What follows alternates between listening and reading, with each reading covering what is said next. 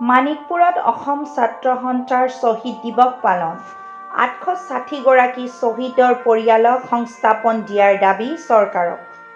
বঙাইগাঁও জিলা মানিকপুৰ শ্বহীদ বেদীৰ বাকৰিত মানিকপুৰ আঞ্চলিক ছাত্ৰ সন্থাৰ উদ্যোগত শ্বহীদ দিৱস উদযাপন কৰা হয়। মানিকপুৰ আঞ্চলিক ছাত্ৰ সন্থাৰ সভাপতি আফতাবুল হুছেইনে পতাকা উত্তোলন কৰি কাৰ্যসূচী আৰম্ভ কৰে। পিছত শ্বহীদ বেদীত চাকি বন্তি জ্বলাই মুঠ 860 গৰাকী শ্বহীদক স্মৰণ কৰি পুষ্পাঞ্জলি দিয়ে।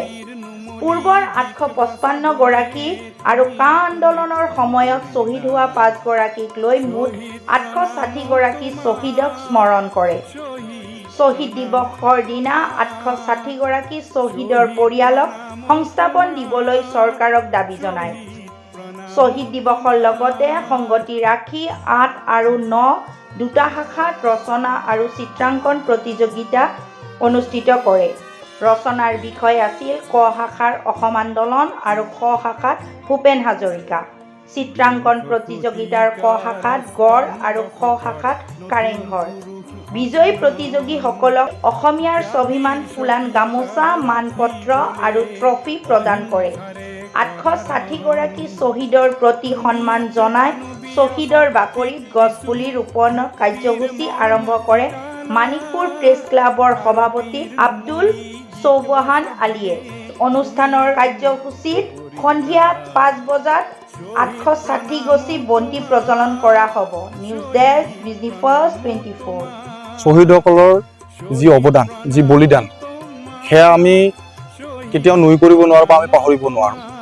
হয়তো তেওঁলোকৰ ধৰণে আমি কৰিবও নোৱাৰিম কেতিয়াও, কিন্তু তেওঁলোকৰ বলিদানক আমি বাস্তৱ ৰূপ দিয়াৰ বাবে সদৌ অসম ছাত্ৰ সন্থাই বিভিন্ন সময়ত অসমৰ বিভিন্ন প্ৰান্তত যি ধৰণে আগবাঢ়ি যাব লাগে যোৱাৰ সদায় পদক্ষেপ লৈ আহিছে আৰু অনাগত দিনতো এই ধৰণে পদক্ষেপ লৈ শ্বহীদসকলৰ যি ত্যাগ তাক বাস্তৱ ৰূপ দিয়াৰ কাৰণে প্ৰচেষ্টা চলাই যাব। তদ্ৰূপ আমাৰ মানিকপুৰ আঞ্চলিক ছাত্ৰ সন্থা এই ক্ষেত্ৰত সদায় আগবাঢ়ি যাব। চৰকাৰৰ ভূমিকাৰ ক্ষেত্ৰত এই ক্ষেত্ৰত আগতীয়াকৈ চৰকাৰে কিছু সাহায্য প্ৰদান কৰিছে বিগত দিনবোৰত আৰু অনাগত দিনতো কৰাৰ আমি আশ্বাস ৰাখিছোঁ। তেওঁলোকৰ প্ৰতিটো পৰিয়ালত সংস্থাপনৰ যাতে এক ব্যৱস্থা কৰি দিয়া হয়, প্ৰতিটো শ্বহীদ পৰিয়ালৰ ঘৰৰ এজনকৈ মেম্বাৰক হ'লেও এটলিষ্ট যাতে তেওঁলোকক এটা সংস্থাপন কৰি দিব পাৰে অসম গভৰ্ণমেণ্টে, সেইটো আমি অনুৰোধ জনাম। আৰু এই ক্ষেত্ৰত আচলতে 855 জন নহয়, আমি এতিয়া 860 জনকহে আমি শ্ৰদ্ধাঞ্জলি জনাওঁ, যিটো কা আন্দোলনৰ সময়ত 5 গৰাকীকৈ শ্বহীদ প্ৰাণ আহুতি দিছিল ডেকা যুৱকে। তো এই ক্ষেত্ৰত আমি বৰ্তমান সময়ত আমি 860 গৰাকীকহে আমি শ্ৰদ্ধাঞ্জলি জনাওঁ। এতিয়া 6 নং দফাক লৈ কেন্দ্ৰীয় সমিতিৰ সৈতে বাৰ্তালাপ সদৌ অসম ছাত্ৰ সন্থাৰ কেইবালানিও হ'ল আৰু অনাগত দিনতো বাৰ্তালাপৰ জৰিয়তে সমাধান কৰাৰ সদৌ অসম ছাত্ৰ সন্থাই পোষকতা কৰে।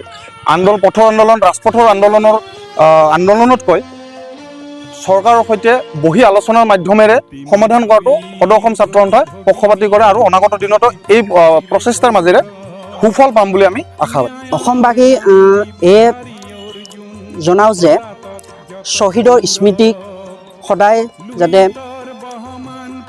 জীপাল কৰি ৰাখে আৰু শ্বহীদৰ যি বলিদান, এই বলিদান কেতিয়াও যাতে পাহৰি যাব নালাগে। ইয়াৰ ক্ষেত্ৰত মানিকপুৰ আঞ্চলিক ছাত্ৰ সন্থাই সদায়ে শ্বহীদ দিৱস পালন কৰি গৈ আছে আৰু সকলোকে ইয়াৰে আহ্বান জনাওঁ।